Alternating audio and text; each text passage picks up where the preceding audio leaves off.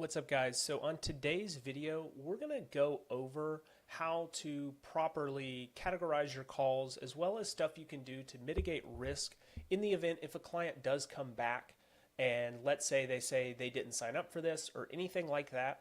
We want to make sure that we are protected. Obviously, you have E&O insurance for this type of stuff, but we never want to get it to where it does go to that level. We want to be able to just shut down those claims if you are doing something and you have something that does come up.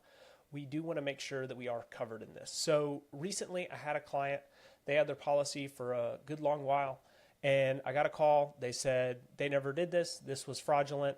Obviously, with most of insurance policies, within the first 30 days, if they do cancel or anything, they do get their money back. But he was requesting a full refund when he'd had the policy for a very, very, very long time. So when you do that, we want to make sure that we have all the information prior to make sure that we have all the data so they can never come back and put yourself and your license in a position to where, it can be suspended if you don't have that info. Now, you obviously need to be running your appointments correctly, but there are a couple things that we can do to mitigate that and just make sure that if somebody does come back, we do have all of their application info, as well as we have a recorded meeting and stuff like that, whether we're on the phone or we're on Zoom. So if they do come back, we can pull that data, we can show it. So if something does come up, we can just submit that data to whatever we need to do just to verify that we are doing our job correctly. And unfortunately, with a lot of telesales, home stuff, anything like that, there's this big area of he said, she said. And we want to eliminate that. So in the event if something does come back on us or anything, that we can just say, hey, here's all this documentation, do with it what you need to. And so that's something that you need to make sure about. When you first start, obviously it's harder, but as you start to scale and you want to put systems in place, you need to have this in place so you never get caught up in a lawsuit and you're just stuck in a he said, she said, because they're going to take the client's side over you every time. So with this particular one, it was an OTP verification. Obviously, they did sign it. I have all the documentation for that, as well as I have a meeting. So the nice thing is you can do that and submit it. And then at that point, you're going to be able to mitigate that. So I'm going to show you just how I set all this stuff up in my CRM and a couple tips and tricks you could do whether you're doing Zoom or if you are doing phone calls. So in my CRM, on here, on all mine, I always have the policy info. So the policy info, what I want to do is put whether it's a his and hers. That's going to trigger different automations. And then whenever you get off the phone, save the application and upload it on this. Because if you do need to go back, sometimes carriers, they do delete the application off the website or anything like that. Save it while you already have it. So then if you do need to pull it up, you can just download it and you have it. Put the start date, what carrier, the product, depending on what you're doing. And then obviously once they get approved, put the policy number. And then on here we have for the second application. So if it's a his and hers, we're going to put their application on there as well. So if either one, if they do go rogue or anything like that, we have that information and then we can just submit that. So that's all we need to do on here is put what type of meeting, anything like that, just to make sure that we do have all the information on the policy.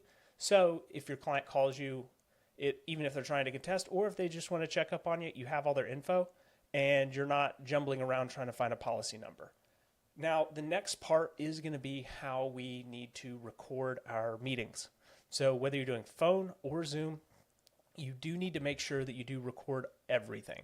I find I've had it happen before. It was a phone call through my cell phone, didn't record it. Somebody came back.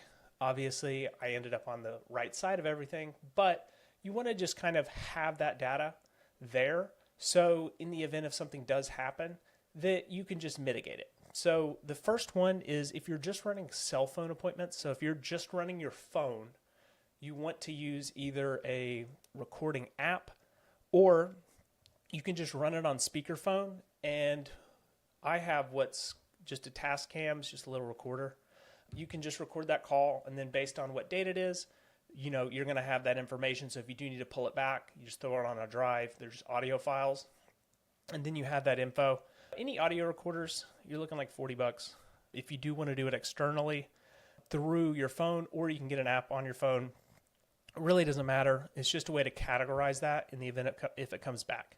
Now, if you are running a CRM, most CRMs do allow you to record your calls when you do make a call. So if you're running Go High Level or any sort of thing like that, on here, what you're going to do is if we go into your settings, then we're just going to go phone numbers.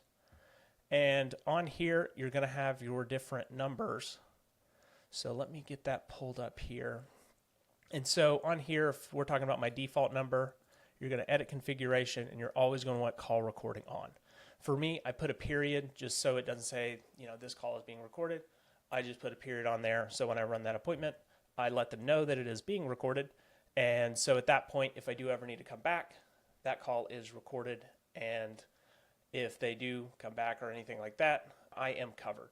So that covers the call recording if you are calling. The next one is going to be if you're running Zoom. So one option is just going to be remember to record all your Zoom meetings. I do find that I forget that. And so I've been forgetting that for a while. So when you run them, you have to click record, you have to do all this other stuff. One of the easier ways to do it is it's called Fathom AI Note Taker. So it's free. There are paid versions. You don't really need the paid version. I use the free one. But basically all it does is it gives you a recap of the meeting with AI, as well as it does record the meeting. So when you do go on Fathom, it'll have all your appointments with who they are. And then you can just go through that. So if somebody does do anything, or if you just want to look back on the call, you can click on it. It'll have an AI summary of what was said, as well as a recording of the call. And the nice thing about Fathom Note Taker is it joins every Zoom meeting you are on, and it starts recording automatically.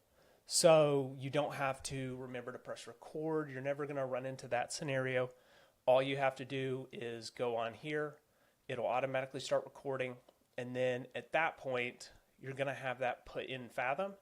And then you have all that information put in there. So if you do need to go back, 4 months, 5 months, a year, that is already going to be there. So you're going to be able to pull that meeting back and then just be able to have it on file.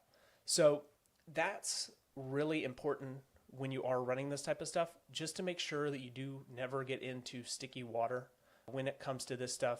If you like this type of video, please let me know. And if you have any other solutions, if you have any apps that you use on the phone, please leave them in the comments. I personally do it more manually, but if you have some that you want to share with everybody, just leave it down in the comments. And after that, I'll see you guys next week.